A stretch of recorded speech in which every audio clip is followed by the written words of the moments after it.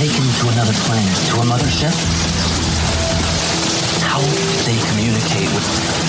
Can you tell me what they look like?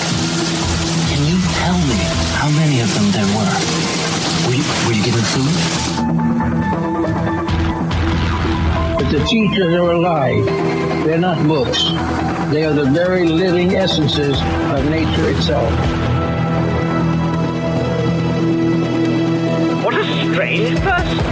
Unbelievably powerful supercomputer that's running our reality, and we don't have a clue as to how to operate it. So when maybe you or somebody else creates an AGI system and you get to ask her one question, what would that question be?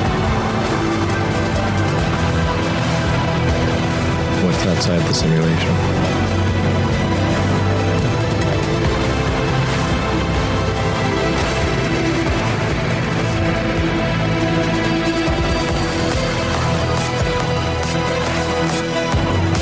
Say in your mind, say to yourself, I am more than my physical body, because I am more than physical matter.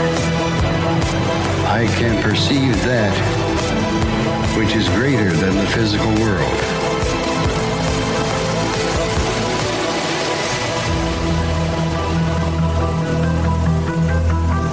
Do not know all the answers to the questions about reality. Do not claim to know the ultimate truth about life. I seek that which has been made hidden. As a part of a family and explorers of consciousness. I'm the void.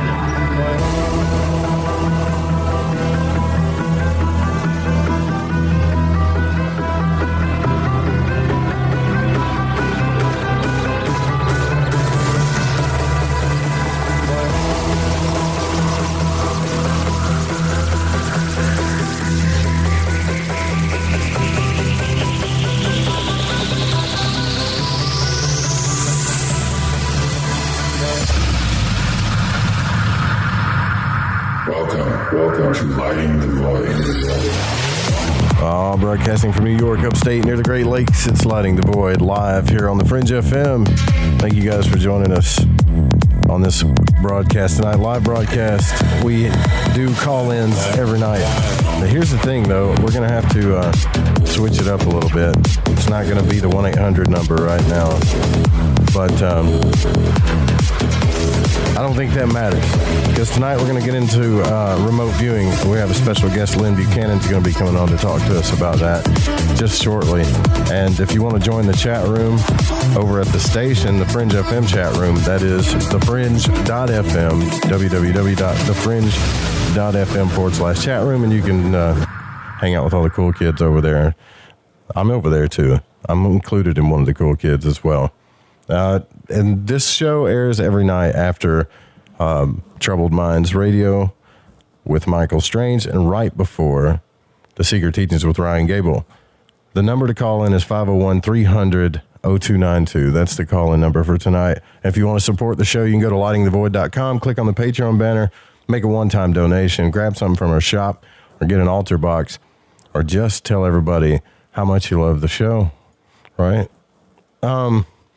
I've had some experience with this, but I'm still a little confused, honestly, and I know you guys are probably going to laugh, but when it comes to remote viewing, like, I've had some experiences that I'm not sure if it was remote viewing or not, honestly. But it is kind of cool to realize that maybe we can have some of these, what would be considered metaphysical powers, where we can see beyond our physical surroundings. I think it's awesome. And it's almost like everything seems like it's a mirror. And I'm not playing. It just really, the more I get into this, the more it seems like everything really is like a mirror, like consciousness is a mirror onto itself. So if that's true, then, you know, is consciousness looking in on itself? Or do we live in a realm of just information where we can access it in different ways? Now, I tell you a story that I had all planned out, but you guys, that is terrible. The chance of dropping pictures in the chat room of that cookie dog where you can cut into it, it wigs me out every time I watch that. So I had this episode that happened to me once. It was the craziest thing. Like, it wasn't like astral travel. Astral travel where you literally come out of your body and, you know, you feel those vibrations, your body goes paralyzed, and then you leave your body and you can watch yourself sleep and all that stuff. That's really cool. I've done that once or twice. This was different, man. This thing that happened to me, some say it was remote viewing, some say it was an out-of-body experience. I'm not sure which one it was. But when I was in Arkansas, it was during, like, I was at the shack or in the shack. And what happened was I kind of passed out for a second. Now, the person that I was talking to had just got off the phone, and I passed out for a moment. And I think I told you guys this before, but I think that this would be remote viewing. They told me that they were going into a surgery. And I don't think my brain put anything together because it happened so fast. And if you've ever, like, nodded off at your desk or just kind of passed out or, like, you know, just momentarily, like if you was in a classroom, you nodded off, you passed out, and then woke back up. That's how fast it was. Like, I went into hypnagogia, kind of passed out, and then all I saw were just, like, bins of Tupperware, like Tupperware, teal-colored Tupperware bins, all in these cages. Or I don't know if it was cages. I just remember seeing teal-colored Tupperware bins, teal-colored scrubs, and a door. That's what I saw. And I saw this dude walk through the door. A taller gentleman was wearing, like, scrubs and a medical, I guess, mask that you see them wear. And he took a wide step to turn, like he turned a gurney. Basically, is what it looked like. He had to take a wide step to turn the thing. And that's all I saw, just for a second. It was weird. Usually when you have a dream or a flash or something or a vision that you see, it's something that you were thinking about before or anything. I wasn't thinking about anything like that. I just really saw a vision of a place that I'd never saw before. And I didn't think about it till after I woke up, because usually I wake up really slow. I get kind of groggy when I wake up, and I don't really realize what's going on sometimes. But I thought about it for a little bit after that, and I called him and I said, "Hey, this is what I saw. I saw all this stuff." And they were like, "Yeah, well, I was just in the surgery doing that. You probably saw this person." It was so clear to me that I realized that I did access something. Like, I don't know if it's remote viewing. I'm probably going to ask Lyn about this when he comes on. But Lyn Buchanan was one of the U.S. military's controlled remote viewers from 1984 through 1992. He's got a really cool story he's going to share with us. And later on in this week, tomorrow night, we're going to have Andy P. Cooper coming on. Andy Cooper from the Helios School of Magic is going to be he's going to come on and talk to us about the Western esoteric tradition and magic. That website's really cool. And then Thursday night, we're going to have Lydia Arturo de Leon on, and she's going to talk to us about geophilia, which is the science of improving the coherence of your internal and external space. Anyways, I got this new profound, like, I guess you could say, passion for conscious exploration again. All of this stuff. Like, I went through some heavy stuff, some heavy meditation, and I had one of those, what the Masons call rebirths kind of thing. And it doesn't, like, really make a lot of sense to people because you're still the same person. But we do go through death and rebirths in our lives, like, a lot. And every time this happens to me, it's usually because I'm following what I really want, and I'll go through some type of crazy crisis in my life or something, and then it'll just, as soon as I let go, I'll go through this kind of rebirth thing. Like, I don't even feel the same. energetically, I feel like I've purged something. And usually when you hear people say that, they're talking about like people in their life or jobs or what. No, it's not none of that. I still got doing all the same stuff, still all the same people in my life. It was more like some crap that was inside of me, right? Like something was inside of me. It's a long story. I'd really have to talk a little bit more about it. Don't know if I have enough time. But there were like 3 or 4 days where I couldn't even, I was exhausted from thought and from emotion. And I realized that I was doing a lot of this stuff to myself, most of it for sure. And then once I really let go, I couldn't, like I almost slept. If you put all the time that I slept, I really had to like lay down from it, exhausted from it. That's never happened to me before. And so there was a period of a few days where I couldn't do anything but sleep. I mean, I don't know if you guys noticed it or not, but I mean, my energy was just drained. Then all of a sudden, I feel like I got this weird rebirth thing. I don't feel like it's a walk-in or anything like that, because people ask me stuff like that all the time. No. Like, God, I wish I could explain the words for this. It's one of those times when you have a whole bunch of information come into you at once. And a whole bunch of like epiphanies at once. Like, why have you been struggling the way you've been struggling? Why are you going through all this stuff? Like, why ask why, right? And it's real simple. It comes down to a really simple thing. And it had everything to do with my childhood. It always goes back to your childhood, I think. So I did this practice I'll tell you guys about. I started writing down every fear that I had in my life, everything that I was really afraid of. I wrote it down on paper. Like everything that I was really angry about, I wrote it down on paper. I wrote it out. Because I like to make rituals out of stuff, right? But this was, I was trying to make a ritual out of this, but it turned into something totally different. And then I folded the paper, and on the other side of the paper, I wrote everything that I wanted in life. And it was kind of like an opposite. It was one of those things where you do, what are they called? A Venn diagram? And I tore it in half.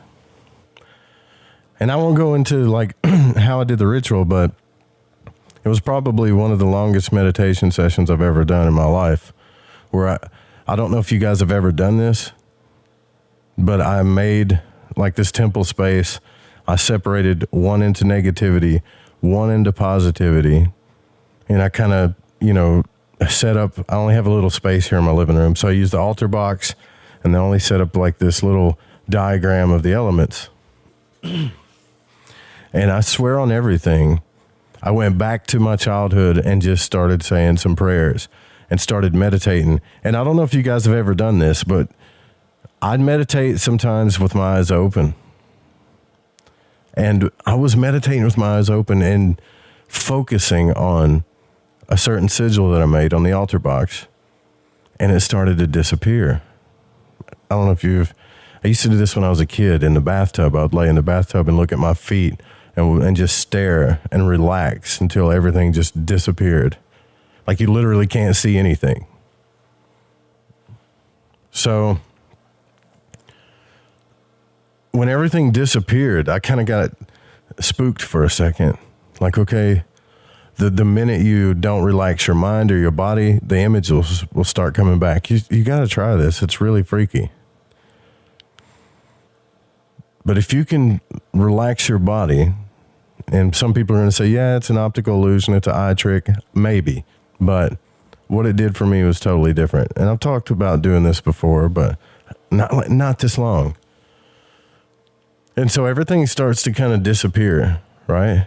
Like it disappears It's not really blackness. It's nothing. There's nothing there. It's not like, it's almost like you're blind. I wish I could explain it, but there is no darkness, blackness. There's nothing, you know? And once it disappeared, I started having thoughts again, even the thoughts about it disappearing. And guess what? The images would come back. And I realized, okay, I can't have like no thought, no mind, just like the samurai thing says in that movie, The Last Samurai. Too many minds. Just don't think at all. Relax. And whatever I did in that moment, I really don't even know how long it was. I know it was like one of the longest meditations I've ever done. In that moment, when I woke up from that, I don't know if I fell asleep. I can't explain it. Like, I don't know. But when I woke up from that, I felt like I was a different person. Still the same, but different. But same. Same, but different. Sorry, I was just watching a movie about that. But yeah. And I saw the tree of life. I had all these like images in my mind that we always try to like integrate. We always try to move towards love and light, right? We do this all the time. We want love and light and happiness in our life, and then we move towards it, but we don't integrate the dark things that are inside of us. And the tree, even though it's an old school Western occult diagram, it explains it perfectly.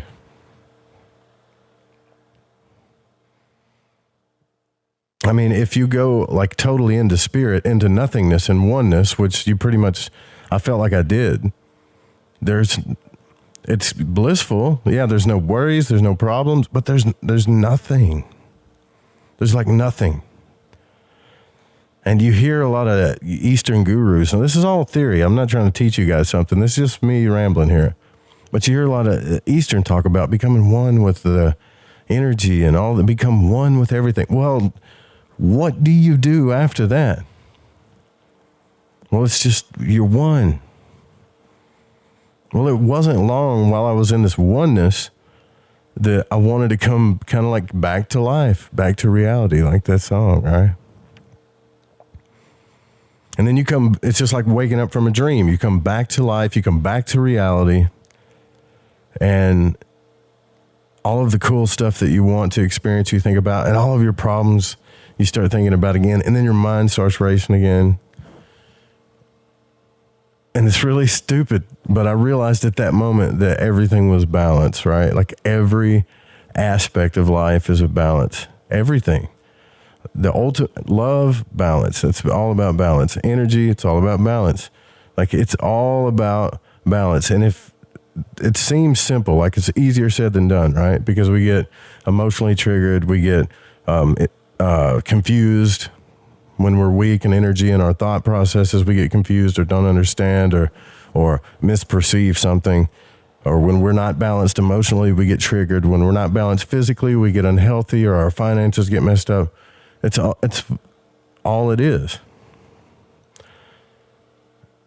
And I think what messes us up is the expectations of the judgment to be perfect in all of the elemental aspects in our life, which is impossible to do, by the way. Impossible. I mean, when you get older, you might get really close. That's the idea, to get better as you get older, become a better person. But the crap that we put on ourselves, that we tell ourselves every day, and that we project onto other people every day is insane. It's insane. I realize in times of vulnerability, when people are vulnerable and they're trying to open up to you, some people can't open up the way that I can, or people that are good at it. Some people get nervous. Some people get triggered and they do stuff and they push you away, or they get nervous and they say stuff that don't make sense, or they project their fears. Like I heard someone yesterday say, oh, this person's going to break up with me, or this person's not going to be my friend anymore. Like, they start projecting their fears, but what they're really trying to say is, I care about these people and I don't want to lose them because I don't want to be alone. Right? I really started thinking about this stuff. And now that we're in all this kind of isolation, and some of us that don't have partners, like some of you guys, you don't have partners, right? You just got like pets or whatever, don't have kids.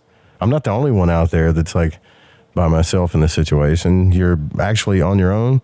You're having to like really deal with yourself right now, aren't you?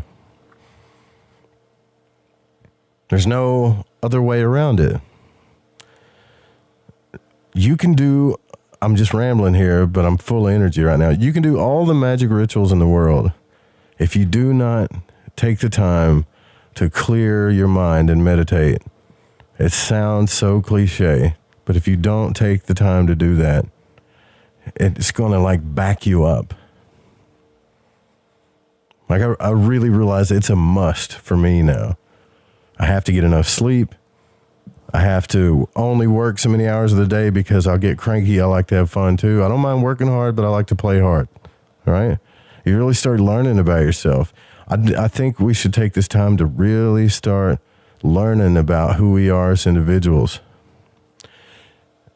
And then really take the time to look at other people as who they are as individuals. Now, I could have wrote a book about all the stuff that came into my head after this meditation. It's like I cleared out the junk. And now what I'm going to do is I'm going to do another one of these massive tea detoxes from Ronnie's stuff and really do a cleanse. Like I'm going to go probably 3 days without eating anything and just get the lead out, man. Like Led Zeppelin says. And I bet you, my theory is once I get to this point, I feel like I'm back to that place where I can actually start focusing on having out-of-body experiences again. Actually focus on doing conscious exploration again. And I know the world is doing crazy stuff, y'all. Like, we're truly in the void now, right? But we got to make the best of our situations, no matter how bad they are. You got to be able to have fun, no matter what situation you're in. You got to be able to give love and receive love, even if you're in a jail cell. It's fun. I'm in one of the places, like, I don't like the cold. I don't like the winter. I don't like snow and ice. But I'm learning to have fun with it now, actually. We're out. There was this, like, outside, there's this icicle. You got to be a kid again. It's not going to kill you. I don't care if you're 50 years old and you're listening to this. Like, be a kid again. But there was this icicle outside that was, man, it was like 20 foot long. It looked like something off, what's the name of that movie where people just die all the time? Like they're destined to die because they cheated death. Somebody drop it in the chat. I know you know what I'm talking about.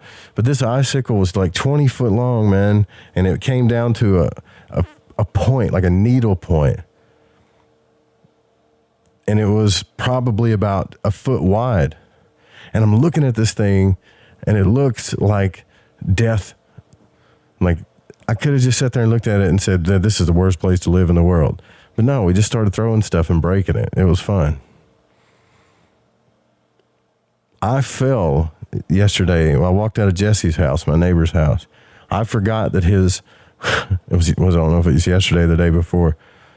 I forgot that his porch was full of ice. And I walked outside, and as soon as my foot hit the porch, my feet went straight up in the air. And I fell harder than I've ever felt in my life. But I laughed about it. Like, for a moment, I was embarrassed, but then I laughed about it. I was like, that had to look hilarious. And I got up. I'm almost 40 years old. I thought, man, I probably broke 9 or 10 bones. I don't have a bruise on my body. You see what I'm saying? It's like there's a lot to be thankful for, really. Final Destination, that's it. Yeah, there's icicles out here that look like they're off of Final Destination. Like someone's going to walk underneath one of these things and it's going to come down and hit them in a bad spot and they're done. So, you know, if there's nothing to do, you can always break icicles up in upstate New York. That's all I'm saying. It's just make the best of your situation. Grand solar minimum, nuclear winter, COVID, I don't care. You're stuck in there anyways, right? You're stuck in the situation. Make the best of it. Have fun. You can do magic. You can do astral travel. You can exercise. You can play video games. You can do board games. You can draw. You can do art. You can read. You can talk to people, connect. It's like all of this, you know, I know some people are saying, yeah, you're going to be preaching this now, and a week from now, you're going to be whining and complaining again. Maybe, but I'm going to be more aware about it. I know that. I'm going to try to be more balanced about it. Anyways, enough of that rant. What else happened to me today? Oh, other than that, another funny thing that happened is I dropped my mayonnaise jar in the kitchen and it busted all over my foot. Just got it from the grocery store. Brand new jar of mayonnaise all over my foot. That's about the most exciting thing that happened to me today. And almost got a truck. Almost. Still might get it. I don't know. You can listen to all the LTV. Yeah, that's right, Jody. You can listen to all the LTV podcasts. You can go back and listen to all 600, 800. I don't know how many of them there is. You can go back and listen to those too, if you want. Anyways, we're going to take a break right now. We're going to be back with our guest, and we're going to talk about some remote viewing when we get back. We get down and dirty with it. Stay with us.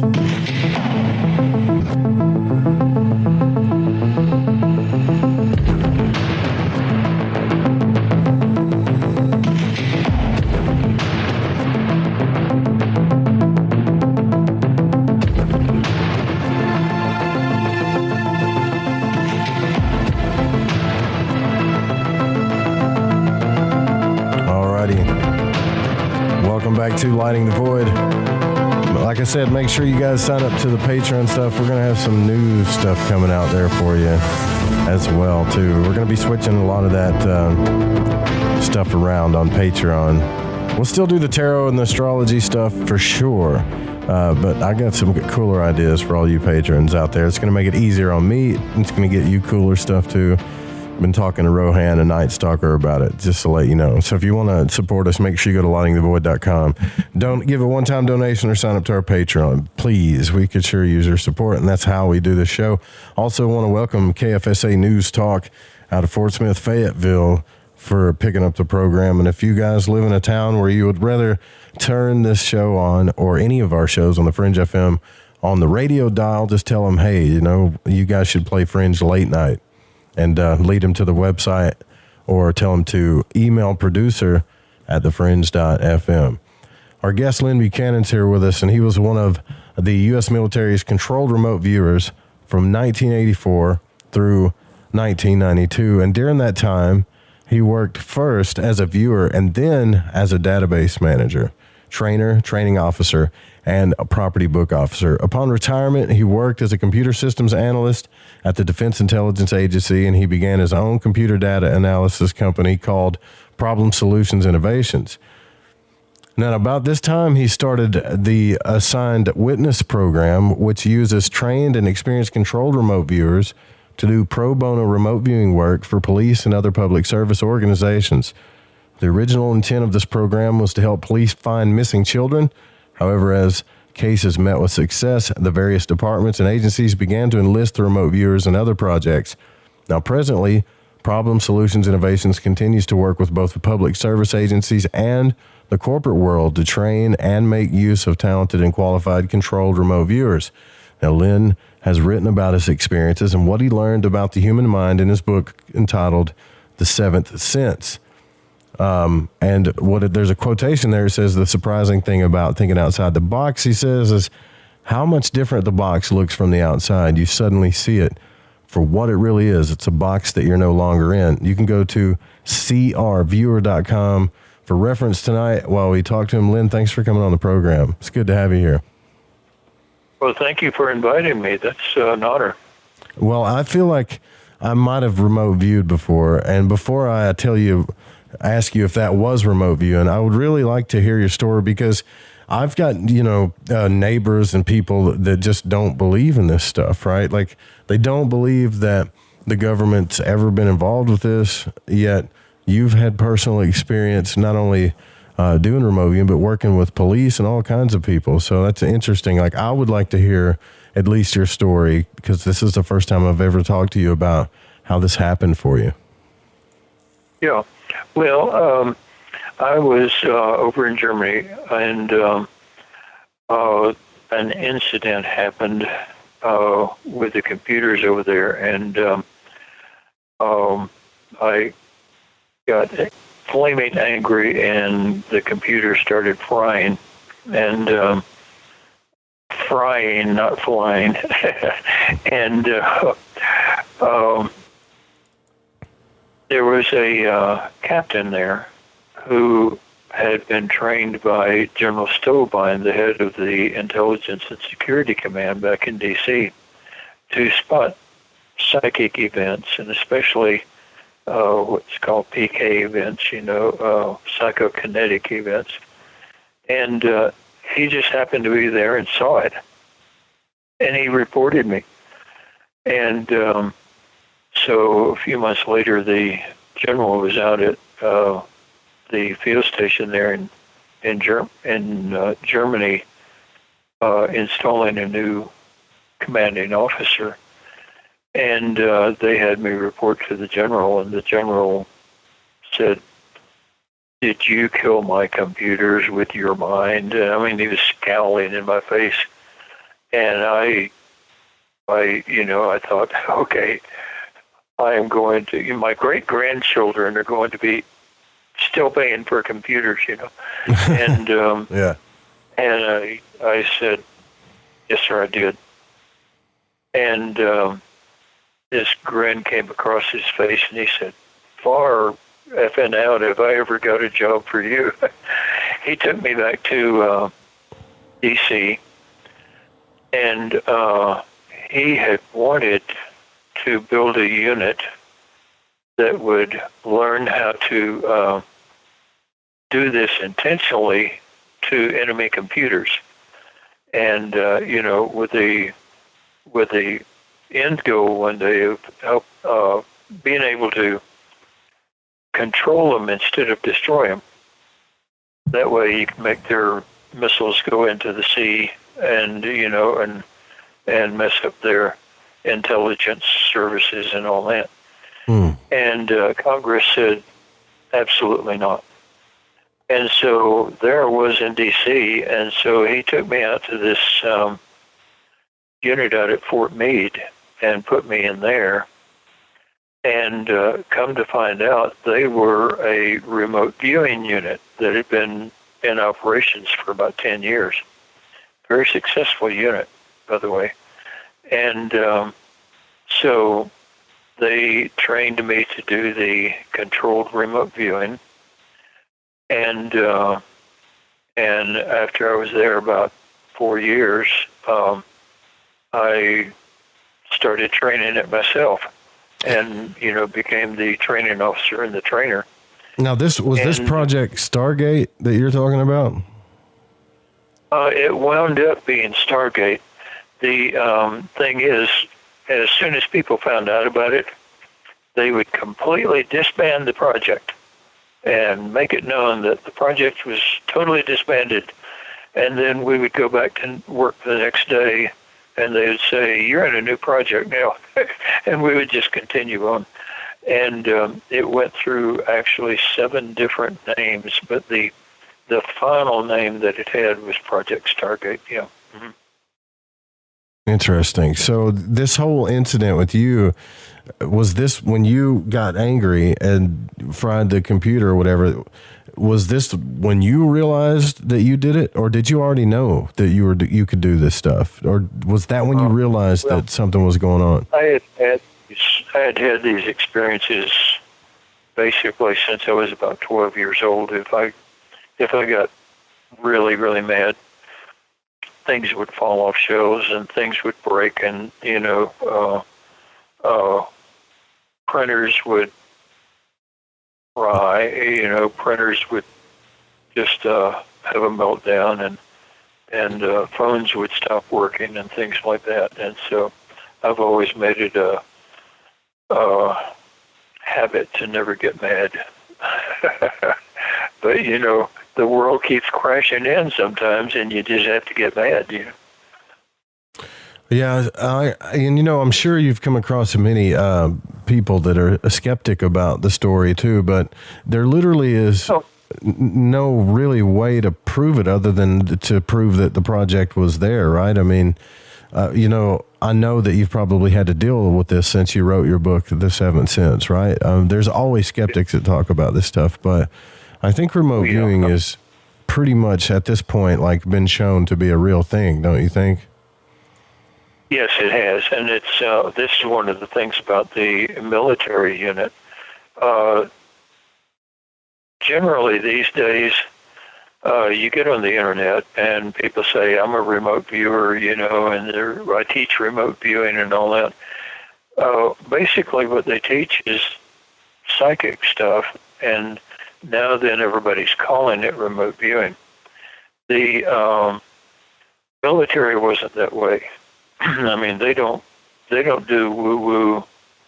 They don't do fantasy or anything like that. Mm-hmm. And we databased everything.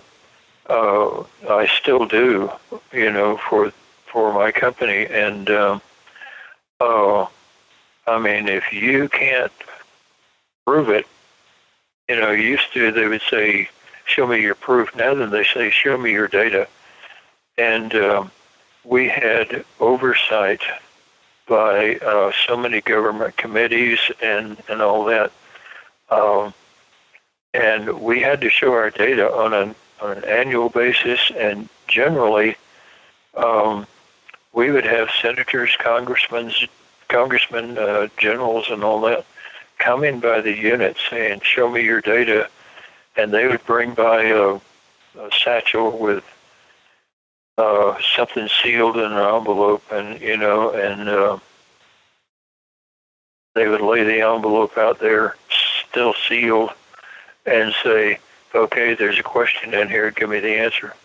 Or there's a target in here that we need intelligence on, and we've gotten some intelligence, but we can't get the rest, and so tell us, and if you can't prove yourself, then you're out of there. And so, the military one is a formatted method. It was developed basically at Stanford Research Institute out in California, and it's highly formatted, highly regulated. And yeah, if you can't, if we look in the database and you can't show that you've got a good track record, yeah, we don't trust you. So it's pretty cut and dry for the military, right? If you can't do it, you can't do it. That's it. Extremely cut and dry, yeah. And we proved ourselves over and over and over, yeah.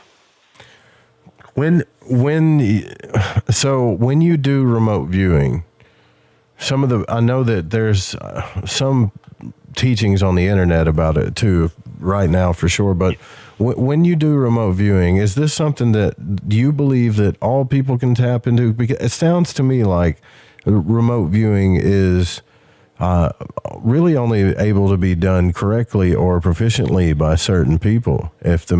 Or is it something that we just haven't learned to do? we can learn. You can learn to do it because it is a simple rote method. A simple formalized method. The fact is that everyone, to some extent, will have psychic ability, and usually because we're so trained and just squashing it, throughout our life, people don't realize how much they have.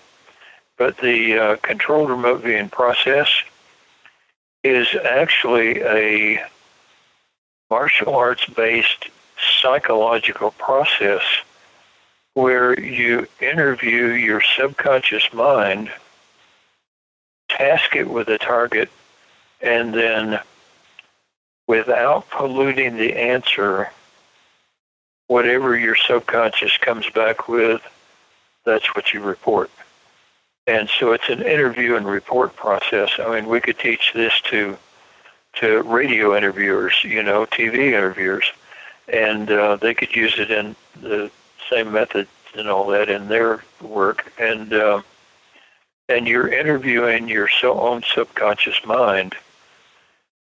You're interviewing that part of it which is psychic.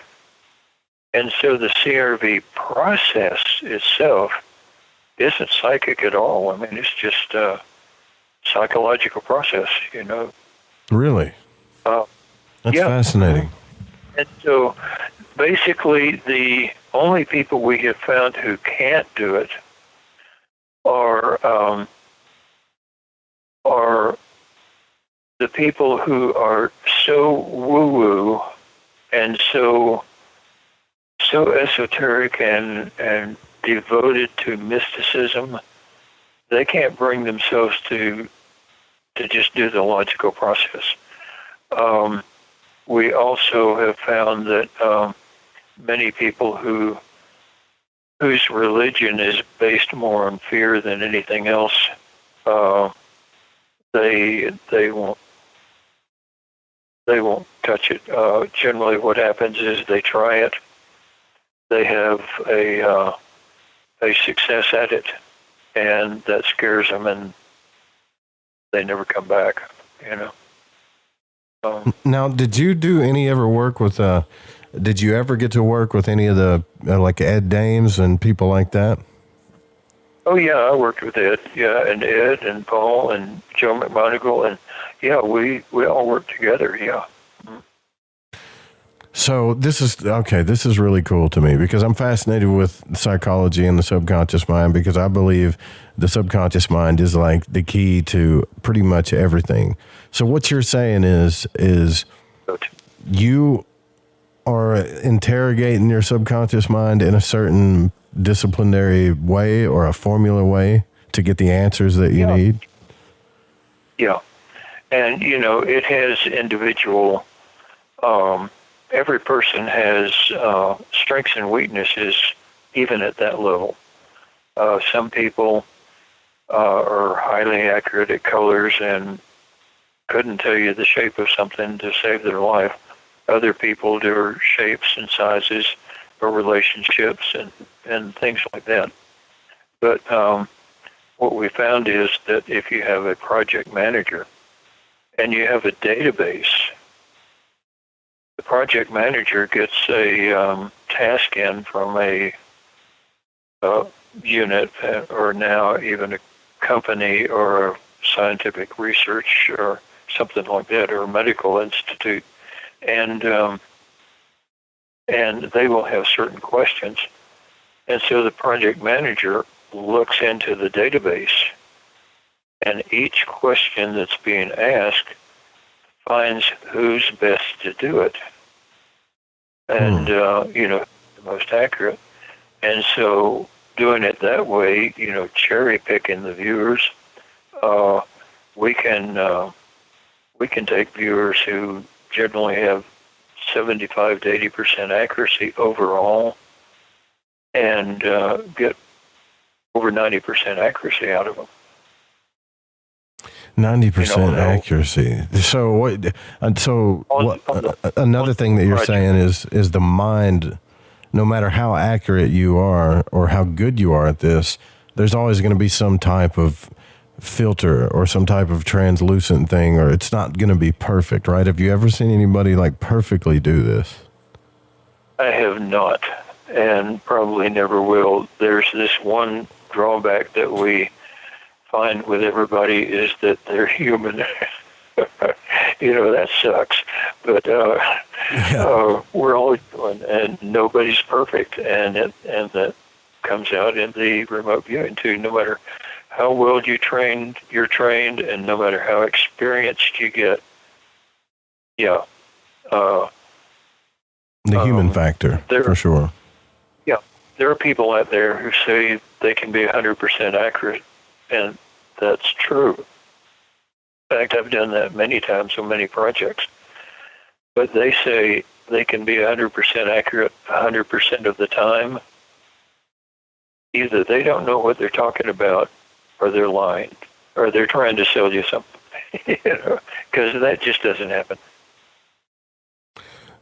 So that, man, to me, because I've always took a mystic approach to this, because I was talking about before you came on the broadcast that, I nodded off once to sleep and did actually view something, right, that was happening to the person that I was talking to before I nodded off to sleep. They went to work and they worked in surgery, and I saw them, or I saw where they were. But it was like for a split second. It was so fast, Yeah, it is the psychic process, Generally, that happens either in the hypnagogic state, right between awake and asleep, or the hypnopompic state between sleep and when you're first waking up. And sometimes information like that will come in dreams, but in dreams, it usually comes in allegorically or symbolically, and it's, you have to interpret dreams.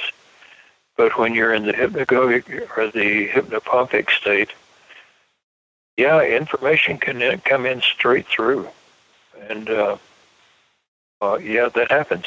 That's like the best time to, when you're the most open to it. Yeah, because your subconscious is psychic. That's fascinating stuff, man. Because I would like to learn, but the military, when they take it, I'm curious about, we're going to have to take a break here, but I'm just curious about their approach to it, because when I go through all the FOIA stuff, it doesn't matter what project it is, Stargate, you name it, a lot of the times they'll have a document that concludes a study that says that the study, some results were proficient, some results seem like this may be happening, but it wasn't efficient enough to conclude that this was a real thing, case closed, right? But we all know that that's definitely not true with remote viewing, right? Or the out-of-body stuff. Well, the CIA would never lie to you. Yeah, right. Yeah, so, I mean, it is your belief based on your experience with them now that they're still kind of doing this stuff, right? For sure. I have some pat answers for that, and one is when you retire, they quit telling you secrets.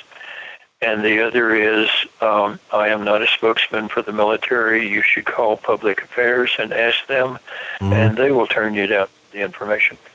There you go. Good answer, right? That's a good answer. So that tells me that this was totally real too, because I've got family in the military that have worked on, classified stuff, or at least stuff they can't talk about. And they say pretty much what you're saying. Like, you're only allowed to talk about what you can talk about, period. Yeah. And you're only given what they'll give you. That's right. And the third answer I have for that question is, I hope they're still working this, because it would be stupid for them not to. And that changes the question to, does our government ever do anything stupid? Right. Yeah, very good. Yeah, that's true too. All right, so look, we're at the top of the hour. I want to talk a little bit more about your book, too, The Seventh Sense, and maybe ask you some questions how we, as just regular civilians, people, can learn to tap into this stuff and learn a little bit more from you, Lyn. So we'll be right back after these messages. Stay with us.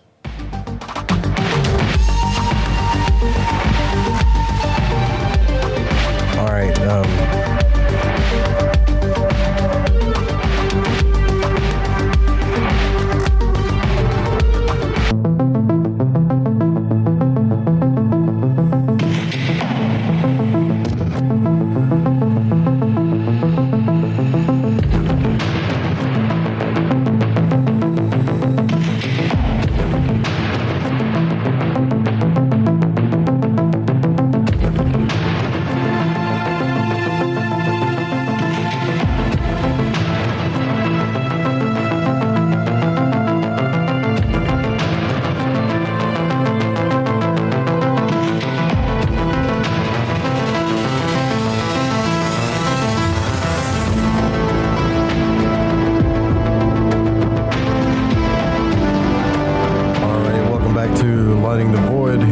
Fringe FM, KTLK, digital broadcasting, also syndicate network KFSA News Talk in Fayetteville, Fort Smith area. We want to welcome y'all to the program too. Lyn Buchanan is our guest tonight. We're talking about the subject of remote viewing. You can find Lyn's name associated with the project Stargate if you go to theblackvault.com. And remote viewing, I think it's really important that we all get an understanding of what's going on here, because I think a lot of times, especially me, we think that remote viewing is where someone can just see perfectly into other spaces and other realms, and it's some type of mystic thing. But according to Lyn, what he's told us so far here, and we're going to continue to ask him questions about this, is really it's not mystic at all. It has a lot to do with the mind and the subconscious mind, and there's an actual formula to it. And you can go grab his book too if you want to check it out. It's called The Seventh Sense, The Secrets of Remote Viewing as Told by a Psychic Spy for the U.S. Military by Lyn Buchanan. I think it's, Lyn, isn't that published by Simon & Schuster? I think you have that there as well as on Amazon and other places. By a subsidiary of Simon & Schuster. I forget what the name of the subsidiary is. Also, there's a lot of information on my website, crviewer.com. Right.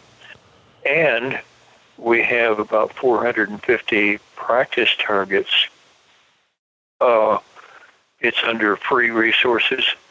And if somebody wants to try it, it comes up with sort of a calendar. And I've been putting up a different target every Wednesday for years.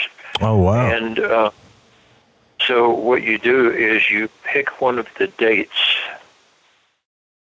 on that calendar, and you say, okay, there's a target there.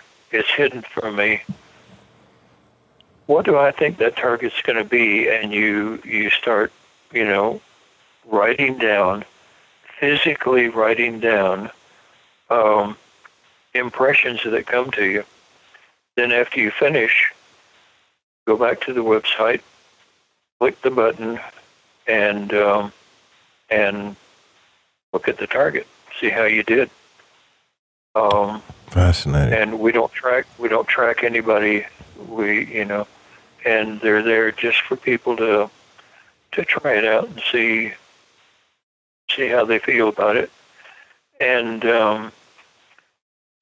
many of them, especially dowsers, most of those targets have maps that come up as a unmarked map.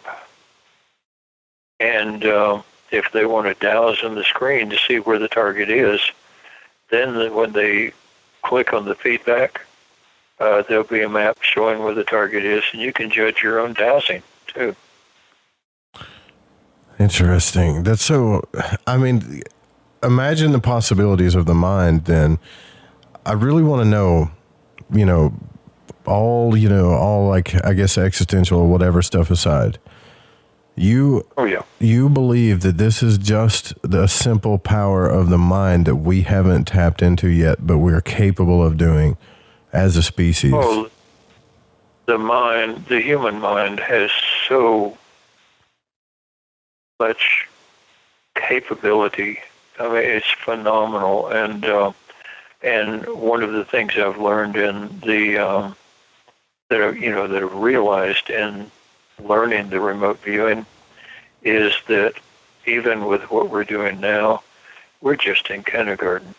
I mean, the human mind is so vast and so capable that it's just amazing to me that our societies around the world have suppressed it for so long. Think where we could be. It's amazing. Well, I think a lot of the questions that people have, especially in the conspiracy realm, I mean, if they really wanted to tap into this stuff and learn how to use it, they could do that too. But is there, I know this is kind of another weird question, but it gets asked a lot in the community. As far as intelligence goes and the military goes, is there any form of, let's just say, psychic protection that they put up that would keep regular citizens from, like me or any of our listeners, learning how to remote view from tapping into what they're doing? Oh, no.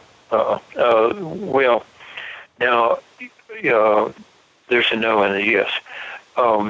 For psychic work, regular psychic work, you would have all kinds of problems with it. For the controlled remote viewing military method, there's basically no defense against it. See, I talk about this so much on the broadcast about how, there's a lot of talk, conspiracy, and that's fine. I believe people should talk about it. But if we really tap into what we're capable of, I think we could figure out all this stuff on our own through just simple conscious exploration. And I also find it, again, I'm doubling down on this statement, fascinating that this is really all about tapping into the subconscious. So then to you, and according to what you've done, and you've got a bachelor's degree in psychology, right? Am I right on that? And a master's in psychology and in linguistics, yeah. Okay. All right. So then do you believe that subconscious is like the doorway to what people call, I guess, the psychic realm or the spirit realm, or even some people call it the magic realm? To me, I believe it's the doorway to all of that. Yeah, it's just another sense. Here's the name of my book. We say, how many senses do you have? Well, you have 5 physical senses.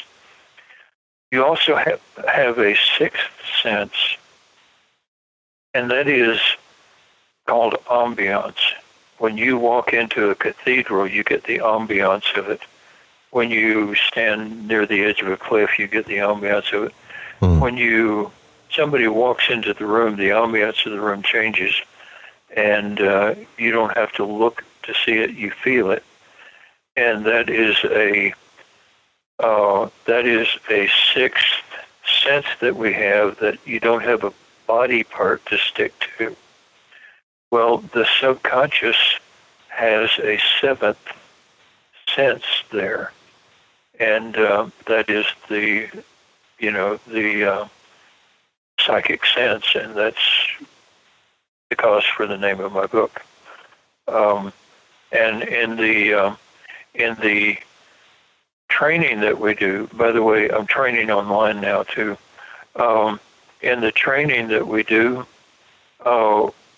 we teach you, I said this is sort of based on a martial art. We teach you how to use your body to pick up what your subconscious is sensing. And so it'll give you smells and tastes and colors and all that.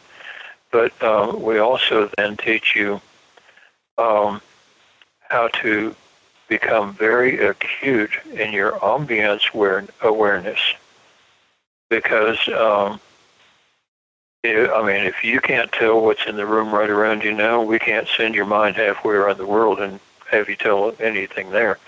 So we train you in those 6 senses, and then we show you how to use your subconscious 7th sense to feed those 6 senses with information. I understand. That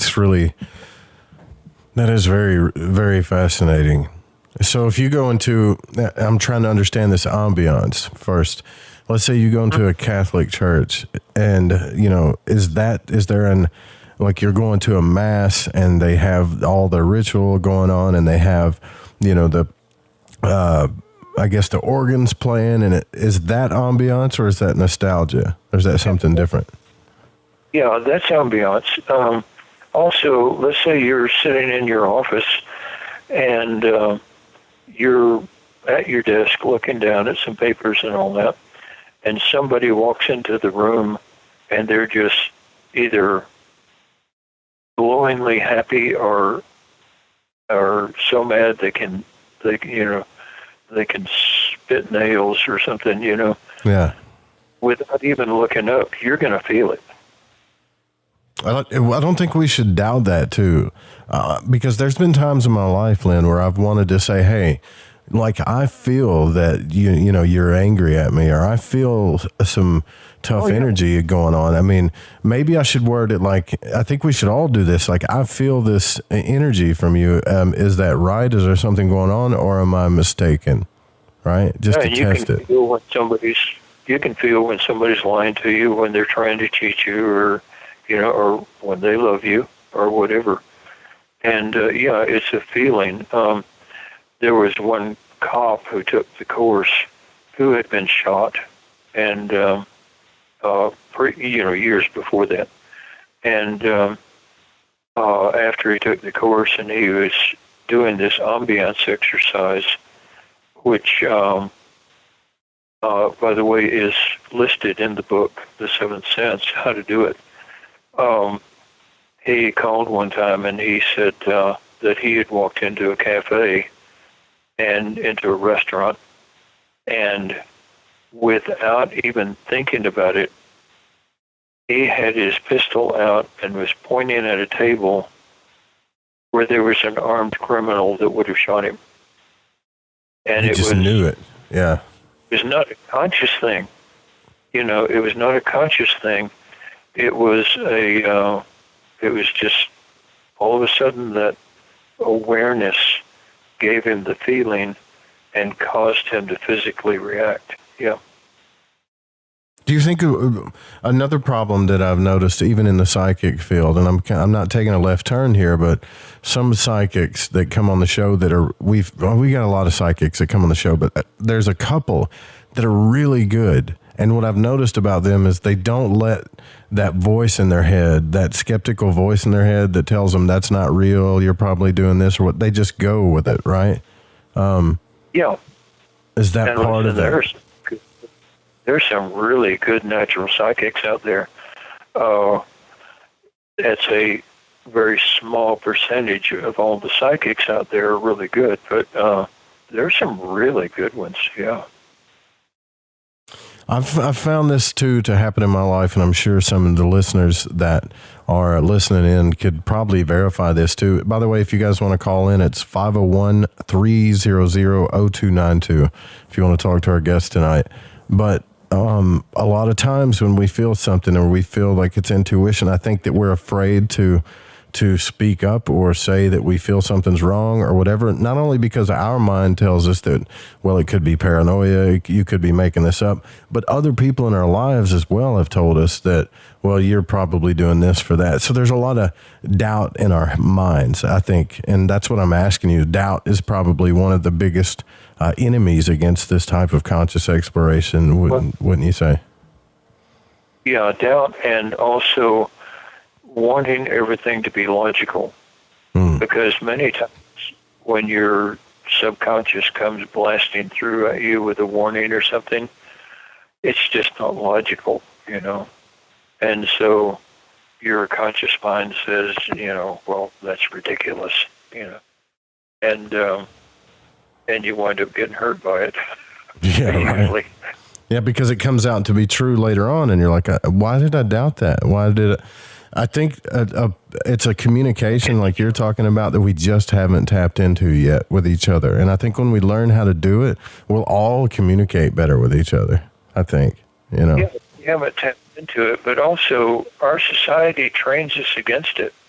And in psychology, really, you get a child in the crib, and the parents are angry at each other, and they're not fighting, but they're just steaming mad at each other.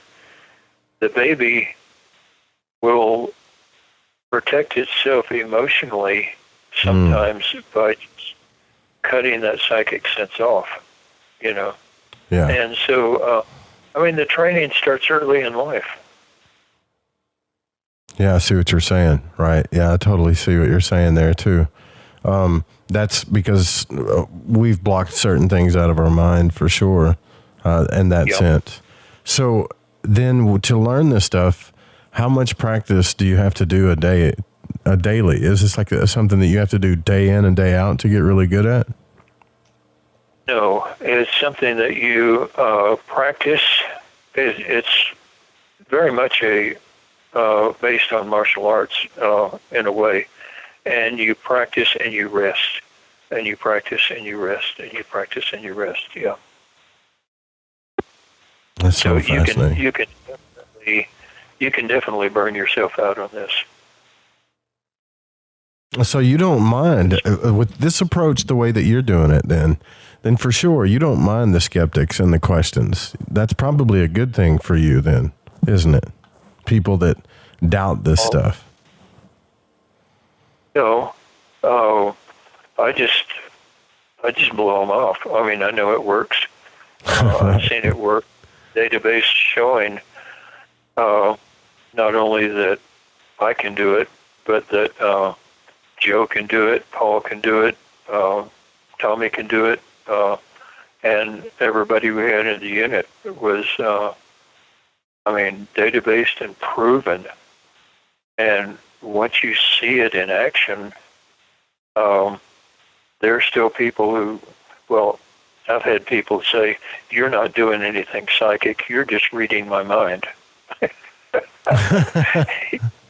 Yeah. And, they will find any excuse to protect their paradigm that says that this is not true.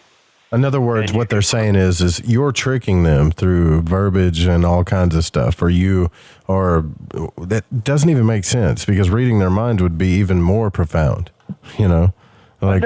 Yeah. But, they will find any excuse to not believe anything that they don't want to believe. Just as bad, by the way, on the other hand, is the person who is so ready to believe anything that that they just will not have any logic to the whole thing. And this is where they go way off the deep end in the woo-woo pool, you know. And the fact is, this is a part of your mind. And just like psychology and psychiatry and all that, you can build a science around it. No problem. Now, there's this book in The Seventh Sense. I've read some of it, by the way. You go into great detail about your first experiences with this in the military, about how they even thought at one time you went AWOL or something because this was all kind of new to you. Did this happen really fast for you? It seems like it happened really fast all at once. No, actually back then, well, I had experiences the first day out. But as far as learning the formalized military method, that took That took the better part of a year. And what I'm finding out now is that you've heard of the 100th monkey theory. Yeah. Yeah. As more people learn this, it seems to be learned faster and actually better. I have students who are learning faster than we ever did in the unit, and actually quite often turning up with better results. It's just phenomenal. So when this happened to you on April Fool's Day, when this started, like I was 2 years old. And I want people to kind of wrap their minds around this. I don't know what year this was, but we were all people in my generation. We were all children. So this means that the military was studying quantum mechanics back in the 90s. There's a part in your book, too, where it says that when you reported that they had you read a book called The Quantum Mechanics of Consciousness, and that you were to translate it into a book that everybody could understand. So how fast did they go? Yeah. How fast did they go from you showing people that you could do this to actually instructing it? Did that happen over a series of years, or did it happen quickly? Oh, yeah. It happened after about 4 years. Yeah. I started training. Yeah. And then I had 4.5 more years in the unit, and I was the trainer then. Man, this is incredible. So right now people can go on your website at crviewer.com and they can learn how to, or at least practice remote viewing on your website. And they can also take your courses. Yeah, aside from the targets that we have, there's also analogies that teach the deeper aspects of it. And like I say in the book, the exercises that we give people are all in the back, in the appendix of the book. And, the information is pretty well out there. And there are some valid Facebook pages and some valid sites they're actually giving the real controlled remote viewing. Now, there are also a lot of people who are saying that they teach CRV and they don't even know what the letters stand for. And so, they're just trying to get students in and there's you ask. Oh yeah, that happens in the out of body realm too. I had something happen to me today that has happened to me a couple of times. Unfortunately, we're at a break, but it has to do with like cards and something that I noticed that Robert Monroe talked about in his books too. And this is all learning it to tap into the mind. I got a ton of questions too, but if you guys, this show's going by so quick because we're already at the into the last segment here. But if you guys want to call in, you can. It's 501-300-0292. We're at the last segment here. We're here with Lyn Buchanan. You guys go check out his website at crviewer.com. Also grab the book, The Seventh Sense. We'll be right back, guys. Stay with us. All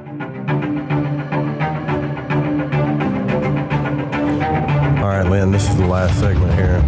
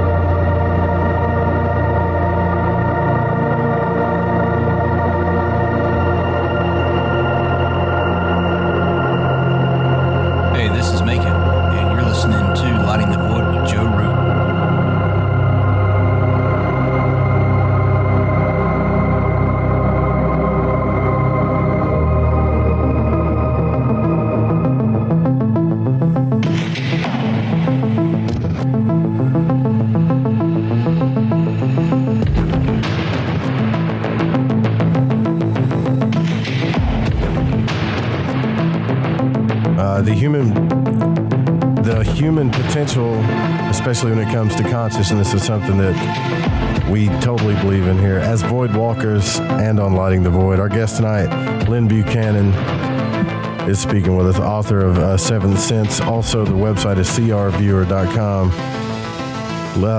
Fascinating story. You guys should get the book so you can read all about his experiences in the military, remote viewing, some of the methods in remote viewing. You can go to the website and learn about that stuff as well too. This is like the coolest stuff in the world to me, actually. But I do know that there are some people that are probably tuning in that don't know actually what remote viewing is.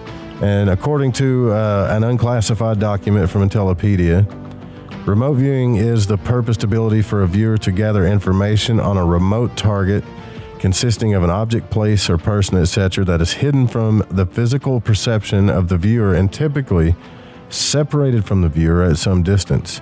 The Parapsychological Association describes it as a form of extrasensory perception, usually attempted during experiments in which the participants tries to describe a distant location or the environment of a distant agent. And the term was introduced by Russell Targ and Harold Puthoff in 1974. As with other forms of extrasensory perception of mentalism, and the objective validity of remote viewing is generally, according to this document, generally rejected by the public. However, most of us have studied this, and Lyn is here with us. We all know about the project that came along with Ingo Swann. And then, if I understand correctly, you came in directly after his contract ended with the military, Lyn? It's the story of my life. I was to be trained by Ingo, and he lost his government contract on Friday, and I came in on the following Monday. Yeah, like I said, the story of my life. Yeah, I bet you was that. Yeah, you never got to, because he was supposedly like the best, right? Like still to this day was one of the best at it, right? And he and I became friends, and good close friends, and so later I learned a lot from him, but not as a formal training course paid by the government and all that, but yeah, Ingo and I became good friends. Yeah. When we try to do this, when we try to tap in to remote view, what are some of the things that block us from doing this the most? Earlier I mentioned doubt, but what is the one thing that really clouds the mind from being able to do this clearly or effectively that you would say? Logic. Also, here's one of the things that you learn when you learn the remote viewing. The subconscious mind thinks in pictures, patterns, symbols, and sensories and all that. It does not think in nouns. And so one of the first things that we teach students is quit trying to figure out what the target is and just describe it. Get the colors, get the shapes, get the sounds and all that. And because the minute you say, oh, it's yellow, it's big, it moves, and oh, it's a school bus, immediately you have just locked your logical mind into school buses, schools, students, and all this other stuff. I see. Well, maybe it's a advertising card that's shaped like a banana or something. I don't know, but we teach people if you get a noun, set it aside, because the nouns are almost always a conclusion you jump to, and when you do, you lock yourself into that conclusion, and basically your psychic part is just overwhelmed by the logical mind that says, oh, well, it can't be this because I think it's a school bus, and so even the parts of speech that you can and can't use in a controlled remote viewing session become very important. I think we do that. It's funny you say that too. I think we do that naturally too. The second we ask somebody a question and they start explaining to us their perception or their answer, before they get to the end of their sentence, our mind starts mapping out what they're about to say. That's why people interrupt people when they talk so much, right? And when any interviewer does that, the interview is just garbage, you know. And when you're interviewing your subconscious mind, which tends to be all over the place, it just makes it even worse. Yeah. That's really interesting. So the key is not to try to define it, but to keep describing it with whatever comes to you. We just preach at our students, get an impression, write it down, and move on. Don't try to figure it out. Interesting. Your subconscious will tell you everything about the target if you don't interrupt.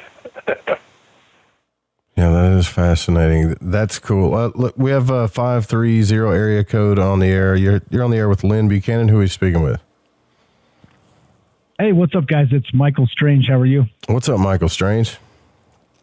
Hey, I got a question. So we do a lot of remote viewing on our show, talking about this type of thing, but I'm a little confused on some I don't know, like there's a lot of weird stuff that I can't quite figure out. So I'd like a professional take on this. My question is this. What's the difference between remote viewing, like people that do dream states where they're actually, contacting past loved ones or having premonitions and dream states, or astral travel? Is it all kind of combined into one thing, or is it completely different things whatsoever? Have you ever put on the 3D glasses and gone into one of these virtual reality things? Yes, I have actually.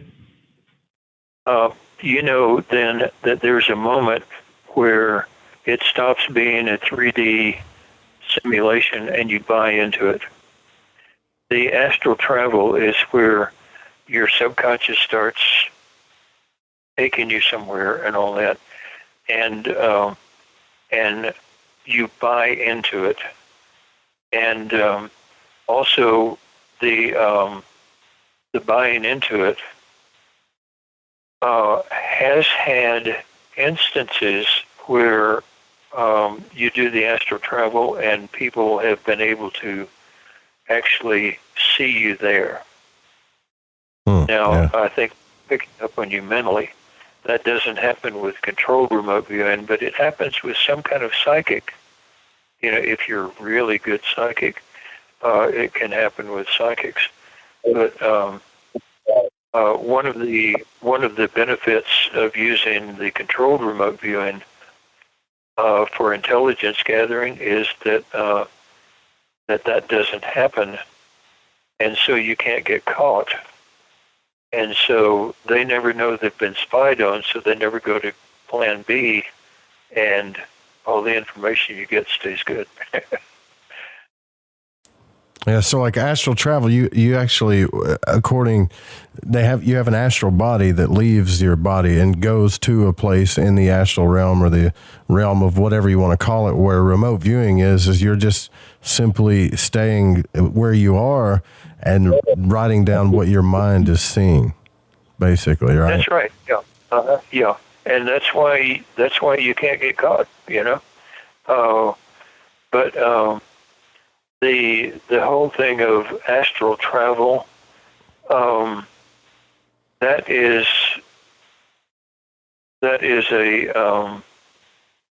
the prevalent belief, and there's enough proof behind it. There's enough data behind it to make me think, it's real. But that doesn't happen in controlled remote viewing. Now, some people who do regular psychic work have said that they have been picked up at the site too. my feeling is that may be that a person at the site is psychic, so psychic that they can sense the person there. They can sense someone's targeting them remotely? Yeah, but who knows? I mean, there's no proof. No proof either way. There's a lot of data, which really amounts to quite a bit. Does that help you out there, Michael? Perfect. I appreciate the answers, guys. Yeah, thanks for your call, brother. Keep on rocking with the show. That is Michael Strange, host of Troubled Minds Radio, who comes on before this broadcast. Does a great show. But yeah, I think this is awesome. Like while COVID's happening too, I tell people, we talk about this a lot, Lyn, that while you're isolated, why not do this stuff? Why not explore your, consciously as much as you can and practice doing this? Like go to your website and just practice this stuff. Yeah. My phone is beeping at me that the battery's going dead. I'm going to unplug my headsets and plug it into the other phone. I'll be right back. Yeah, sure. But as far as the astral travel goes, like that out-of-body experience, the one that I had, is pretty much the whole reason why I started Lighting the Void, because it changed my paradigm. Are you back with us, Lyn? Yes, I am. So here's something else that happens, and I don't know if you would relate this to remote viewing either, but I'm a big fan of Robert Monroe's. I listen to his audio book at least once a year, all three of them. There was a part in his audio book where he was playing cards with his friends, and he explained it like this in the book. He said, something came over me, and they were playing Texas Hold'em, and he knew what cards that he had in his hand and what cards was going to come out. Now, this doesn't make sense to a lot of people, but something came over him and he inherently knew. And I don't know if this is what your sixth sense or the seventh sense that you're talking about, but I've done this myself. When I get into this energetic flow, I've even done it with tarot cards before, where I know like what's about to come up. I just know that that's coming up, almost like I made it come out, right? Yeah. This is one of the abilities your subconscious has. I know many students have come back to me and said, my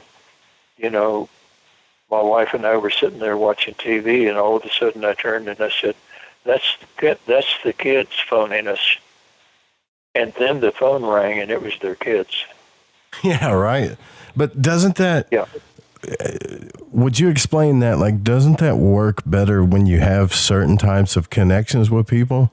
Like, I can't do that with everybody. There's only like certain people in my life I can do that with. Yeah, I think so. And those connections, and it's the importance of those connections too. That happens right before an accident. All of a sudden you will tense up before the accident. Mm-hmm. Dean Radin has done extensive studies flashing pictures on a computer screen and keeping the brain waves and the emotions, the brain waves of the emotions will generally happen before they see each picture. The fact is that to the subconscious mind, time isn't what you're taught in school. I got you. It's not linear, right? This is a place where there's just one moment and everything exists there. Yeah. It's not static. Yeah. That's really, really, it's really kind of chaotic, but really cool at the same time to try to learn how to tap into it. I think that what you're doing is really good work, and I'm glad that you're still doing it after all this time. I feel that it's one of the most important things that people can learn to do is this type of stuff. I couldn't go through the rest of my life and not do it. And in fact, one time in the military unit, we had told what Saddam Hussein was going to do, and they ignored us. Wow. And as a result, there was a lot of chaos and disaster that could have been prevented. And I was talking to Skip Atwater, and I said, they're not paying attention to us. You know, what in the world are we doing here? What's the importance of us being here? And he said, the importance of us being here and doing this is that we're here doing it. Somebody's got to lead the way. So you guys kind of warned them about what was happening. They didn't listen, but they kept you on board too. But maybe he's got a point. Like maybe they need to see after enough times that the warnings are real. I know that police, I'm sure you're familiar with this too. I know police know that this is real. They use it all the time now. Yeah, they don't always admit to it, but they use it all the time. Yeah, they call it the blue sense. Yeah. Interesting. I got a pretty good question from the chat room here from Ripcord in the Fringe FM chat. He said, would Lyn give us your opinion on remote viewing, on how well remote viewing has worked for looking into and on other planets? You've actually done some work with this, though, haven't you? Oh, yeah, quite a bit. And in fact, I've done a lot of work for space exploration companies and moon exploration companies. And probably one of the first ones, Ingo Swann, excuse me, I didn't mean to cough in your ear. That's fine. When they sent the Jupiter probe, it took, I think, 12 years to get there. He drew pictures of what it was going to find as it went into the atmosphere, and he drew mountains and all that. And they said, "That's ridiculous. It's a gas planet." There's, and the pictures matched up.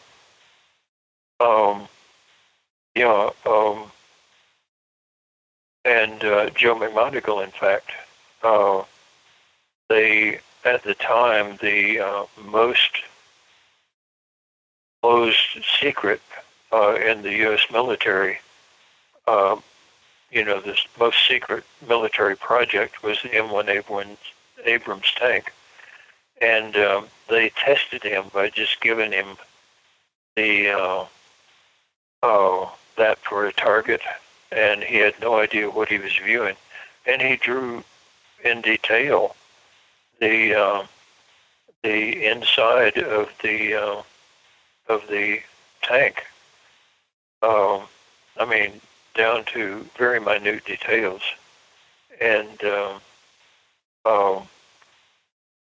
we have been given the roofs of buildings and asked to draw the floor plans of them and been accurate at it. Yeah. Imagine a world that we could live in where we all could do this, right? Like, I don't know how it would affect our lives, other than the fact that maybe we'd be able to see, we'd be able to answer questions about things in our lives that we don't understand. But to me, this stuff excites me. It really does, because it makes me think, what else can we do? The fact is, we do live in a world right now where everyone can do this, and it's just not taught. It's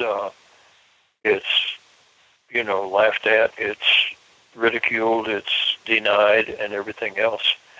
And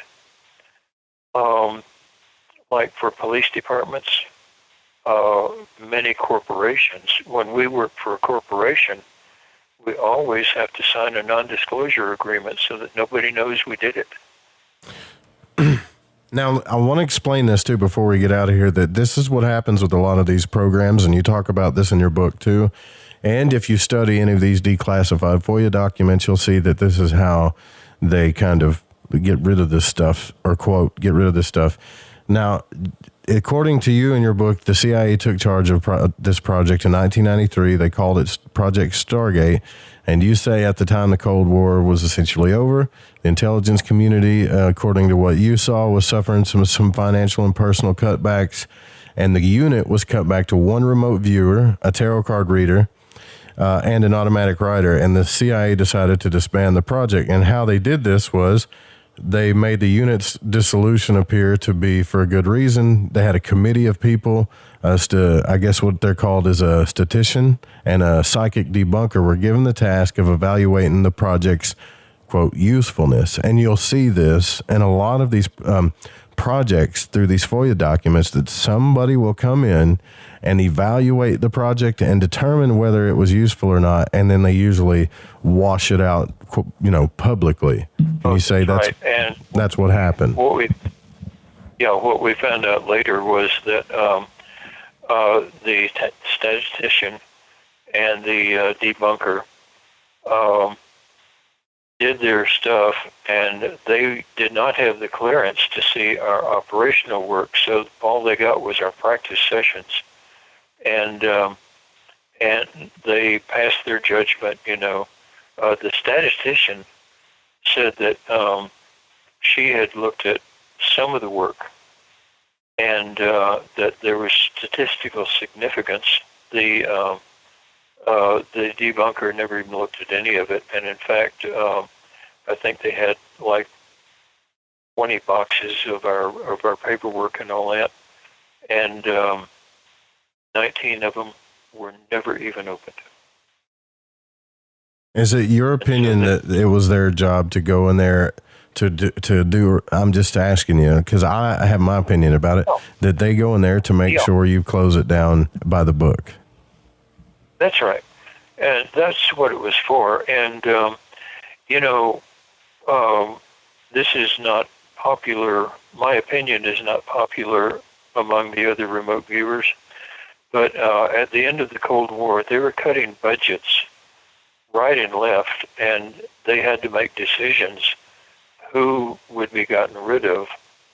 And you have us out at Fort Meade, and you have ground agents, intelligence agents who have been out in the field for 10 and 15 years. Well, who are you going to get rid of? The war is over. The Cold War is over. Who are you going to get rid of? Because the money just wasn't there. As soon as the Cold War ended, they just slashed budgets. And who would you keep? Right. I would keep the ground agents. Yeah. Well, Lyn, we have to wrap up the program, but I got to say this has been one of the coolest shows I've ever done. It's a real treat to get to talk to you about this, and I do want to give your links out, crviewer.com. People can get training there, free resources, student resources. If you want to tell anybody else where they can find you or what you're doing with your work, that'd be fantastic. Thank you. Well, like I say, I'm teaching online now, online courses, and, the COVID and all that. And so if anyone's interested in those, I also teach the ARV course. ARV is where things that are hard to view in CRV are things like numbers and all, like lottery numbers. And so what we do is we find out what you're good at. Like, let's say you're good at smells or taste. And I say, okay, to myself, if the number on the first ball is a 0, I'm going to give you some vinegar to taste. If it's a 1, I'm going to give you some chocolate. If it's 2, I'm going to give you some beer or something like that.